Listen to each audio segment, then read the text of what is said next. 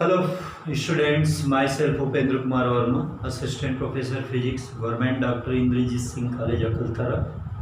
For this video lecture, I have selected topic lens combination, that is taken from class BSc Part 2, subject Physics, Paper 2, and the chapter is Geometrical Optics.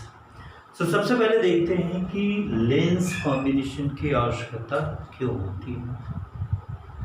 तो जब हम लेंसों द्वारा form image में विपथन की बात करते हैं, aberration in the image formed by lenses, तब हम पाते हैं द मेथड ऑफ रिडक्शन।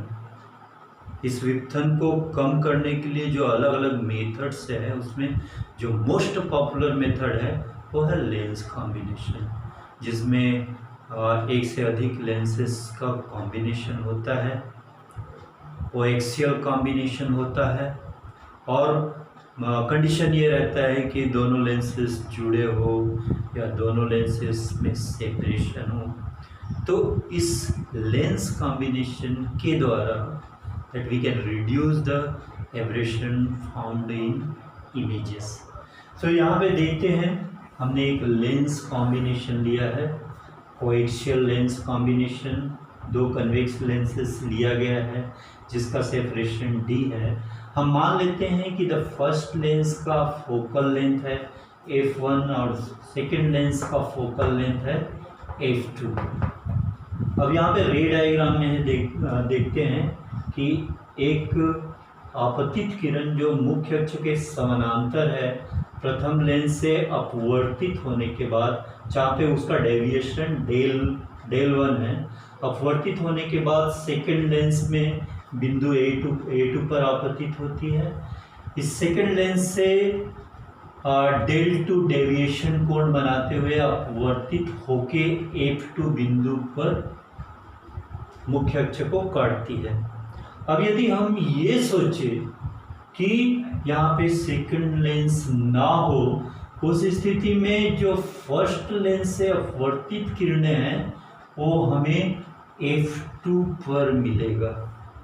इसका मतलब ये है कि जो मुख्य अक्ष के समांतर किरण लेंस से अपवर्तित होने के बाद जिस बिंदु पे मिलती है वो इस लेंस का सेकंड मुख्य फोकस होता है, और ये जो होगा वो प्रथम लेंस जो लिए हैं उसकी फोकस दूरी होगा f1। दूसरी बात ये सोचते हैं कि सेकेंड लेंस से अपवर्तित होने के बाद ये जो किरण है वो f2 पर आपतित होती है। अब यदि इसको हम पीछे प्रोड्यूस करें तो जो प्रोड्यूस्ड आपतित किरण है, यदि प्रथम लेंस भी ना हो तो ये प्रोड्यूस आपतित किरण होगा। उस किरण से ये जो निर्गत किरण है वो बिंदु M पर मिलता है। अब ये सोचिए कि ये दोनों लेंस ना हो और हम इस तल में MH2 तल में एक लेंस की कल्पना करते हैं, उत्तल लेंस, जिसके लिए आपतित किरण जो है मुख्य अक्ष के समानांतर है। तो ऑब्वियसली इस लेंस से अपवर्तित होने के बाद वो बिंदु F2 पे मिलेगा, और वही इन दोनों लेंस के कॉम्बिनेशन से होता है। दोनों लेंसों के कॉम्बिनेशन से फाइनली जो अपवर्तित किरण है वो F2 पर मिलता है। इसका मतलब इन दोनों लेंसों के तुल्य यहाँ पे एक लेंस मान सकते हैं, जिसे तुल्य लेंस कहा जाता है। मतलब तल में जो MH2 तल में जो एक कन्वेक्स लेंस है, इन दोनों लेंसेस का तुल्य लेंस है, और चूंकि ये जो आपतित किरण है उसके लिए मुख्य अक्ष के समानांतर है, जो इस लेंस से अपवर्तित होने के बाद F2 बिंदु पे मिलती है। तो मतलब ये जो H2 से F2 तक की दूरी है वो तुल्य लेंस की फोकस दूरी होगा, जिसको हम F से इंडिकेट करते हैं। अब अलग अलग गणितीय कैलकुलेशन देखते हैं इसमें।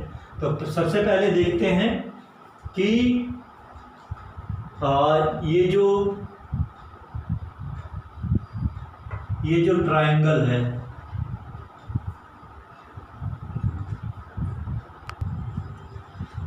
अब यहाँ पर मैथमेटिकल एनालिसिस करने के लिए हम ये मानते हैं कि प्रथम लेंस को जिस ऊंचाई पर काटती जो आपतित किरण वो ऊंचाई y1 है, उसी प्रकार सेकंड लेंस को जिस ऊंचाई पर आपतित किरण काट रही है इस लेंस के लिए वो y2 है। तो हम सबसे पहले देखते हैं त्रिभुज A1OF2 A1OF2, ये बड़ा जो ट्रायंगल है वो एक राइट एंगल ट्रायंगल है जिसके लिए ये वाला जो कोण है वो del1 है। अब यदि हम tan del1 लिखें तो ये लंब A1O divided by OF2 days, जहाँ पे A1O1 जो है वो y1 के बराबर है और OF2 जो है f1 के बराबर है। तो अब चूंकि जो आपतित किरण है वो अक्ष के समीप लिया गया है, इसीलिए जो डेविएशन होगा वो बहुत न्यून होगा, बहुत कम होगा। इसलिए जब del1 का वैल्यू कम है तो tan del1 बराबर हम लिख सकते हैं del1। सो ऑब्वियसली हमको मिल जाएगा del1 is equal to y1 f1, और इसी प्रकार से हम del2 जो सेकंड लेंस के द्वारा जो डेविएशन है उसके बराबर लिख सकते हैं y2 अपान f2 सेकंड लेंस का फोकल लेंथ। और ये जो है डेविएशन जो तुल्य लेंस के द्वारा प्रोड्यूस हो रहा है उसके लिए हम एक्सप्रेशन लिख सकते हैं। इसके लिए जो ऊंचाई है वो y1 के बराबर है, तो y1 अपान उसका फोकल लेंथ। अब ये 3 समीकरण हमें प्राप्त हुआ। अब हम पुनः देखते हैं ये जो ट्रायंगल है A1 A2 M, यहाँ पे मैंने लिख दिया A1 A2 M। ये जो एंगल है del1 के बराबर है, ये जो एंगल del है और ये एंगल del2 है।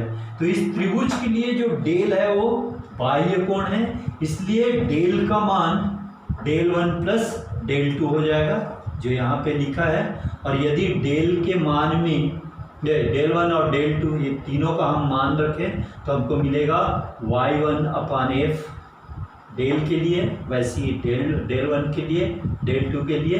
अतः हमको ये एक फोर्थ कंडीशन मिल रहा है, फोर्थ समीकरण। अब यहाँ पे हम y2 का मान y1 के पदों में निकालेंगे। उसके लिए हम देखते हैं कि y2 जो है A2O2 है, जो ये पूरा लेंथ KO2 में KA2 सब्सट्रैक्ट करने से प्राप्त होता है। इसलिए हम लिख सकते हैं A2O2 is equal to O2K minus A2K। और A2K के लिए हम पुनः एक समीकरण एक त्रिभुज देख रहे हैं, राइट एंगल ट्रायंगल MA2K। वहाँ पे उसके लिए हम देख रहे हैं A1 A2K, इस वाले पार्ट के लिए यहाँ पे देख सकते हैं, जहाँ पे A1 और K का बीच का जो सेपरेशन है, दोनों लेंस के बीच का जो सेपरेशन D के बराबर है। ये जो कोण है del1 है और ये A2। तो इस राइट एंगल ट्रायंगल में यदि हम रिलेशन लिखें तो हमको मिलेगा A2K बराबर A1K del1 और A1K D के बराबर है। उससे पहले वाला जो टर्म O2K जो है y1 के बराबर है। तो इस समीकरण से हमको मिल रहा है y2 is equal to y1 1 minus D upon del1। हम समीकरण 5 में y2 का मान समीकरण 4 में यदि रख दें तो हमको ये जो एक्सप्रेशन मिलेगा। अब यहाँ से हमको मिलेगा 1 upon f is equal to 1 upon ये y1 दोनों तरफ कैंसिल हो जाएगा, और 1 upon f is equal to 1 upon f1 plus 1 upon f2 minus d upon f1 f2। इससे हम तुल्य लेंस का फोकल लेंथ निकाल सकते हैं, that will be f1 f2 divided by f1 plus f2 minus d। अब पुनः समीकरण 6 से हम पावर ऑफ कॉम्बिनेशन मतलब पावर ऑफ तुल्य लेंस, हमको मालूम है power of lens is equal to 1/4 focal length. तो 1/4 फोकल लेंथ है तुल्य लेंस का, तो तुल्य लेंस का पावर इज इक्वल टू प्रथम लेंस का पावर प्लस सेकंड लेंस का power minus d into 1/f1 1/f2, that means P1 P2। अभी समीकरण 8 से ये एक्सप्रेशन ये कहता है कि power of combination of lenses कितना होगा। यदि सेपरेशन d है तो उस स्थिति में पावर ऑफ कॉम्बिनेशन के लिए ये एक्सप्रेशन है। अब ये मान लेते हैं यदि दोनों लेंसेस कनेक्टेड हो, combination of lenses which are in contacted, उस स्थिति में d का मान क्या हो जाएगा, 0 हो जाएगा और हमें जो पावर ऑफ कॉम्बिनेशन मिलेगा वो P is equal to P1 plus P2। अब नेक्स्ट हम कार्डिनल पॉइंट्स के लिए एक्सप्रेशन देखते हैं इन पावर ऑफ कॉम्बिनेशन।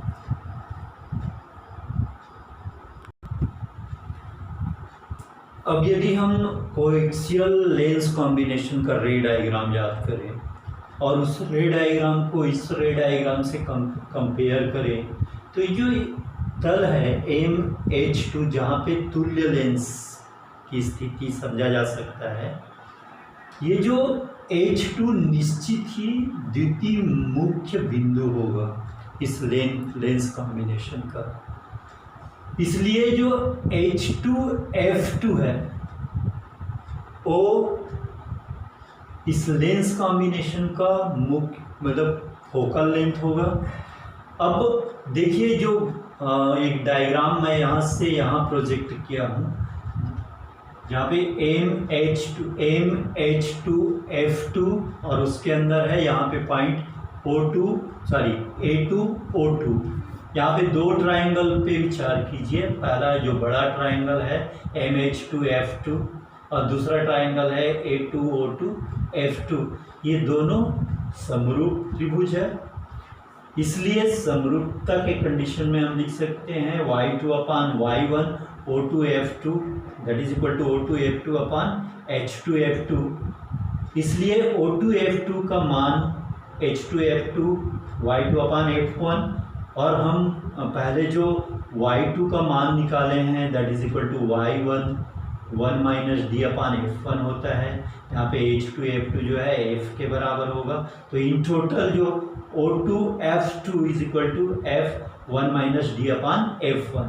मतलब यदि हम ये डिस्टेंस निकाल लें O2F2 तो निश्चित ही ये जो द्वितीय मुख्य बिंदु द्वितीय लेंस से कितनी दूरी पे है, मतलब H2O2 की दूरी हम निकाल सकते हैं। उस H2O2 दैट मीन्स द्वितीय मुख्य बिंदु का द्वितीय लेंस से दूरी। अब चूंकि ये दूरी जो है आपतित किरण के अपोजिट साइड में है, आपतित किरण की जो डायरेक्शन है उसके अपोजिट साइड में है, इसलिए साइन कन्वेंशन से इसको निगेटिव लिया जाएगा। इसका सिंबल जो है बीटा है, तो माइनस beta is equal to H2O2 और इस H2O2 को हम लिख सकते हैं H2F2 minus O2F2।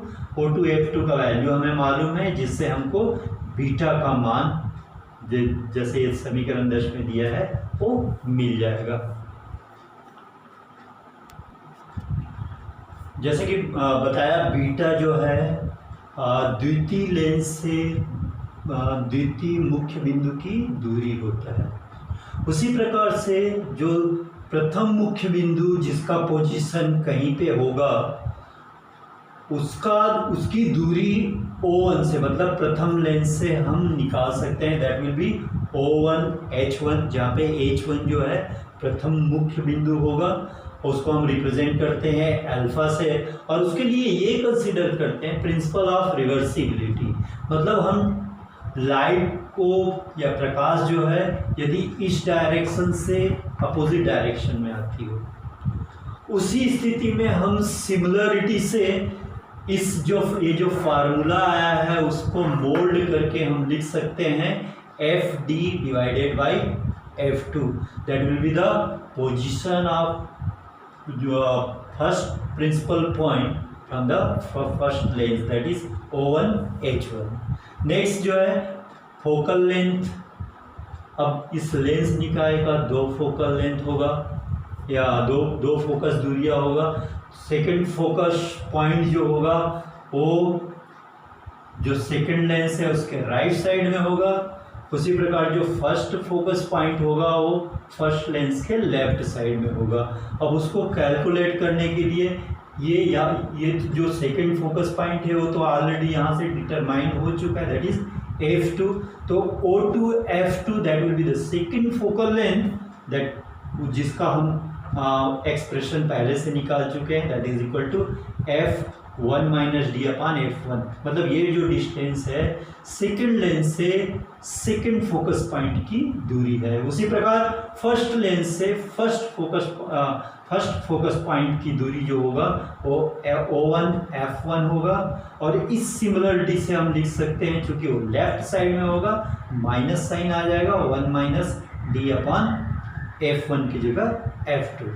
Nodal points के लिए हम कह सकते हैं यदि लेंस निकाय के प्रथम लेंस के पहले वाला माध्यम और लेंस निकाय के लास्ट वाले लेंस के बाद वाला माध्यम यदि समान हो, उस स्थिति में इसके जो नोडल पॉइंट्स है उसके मुख्य बिंदुओं के संपाती होता है। मतलब N1 जो है H1 पे होगा और N2 जो है H2 पे होगा।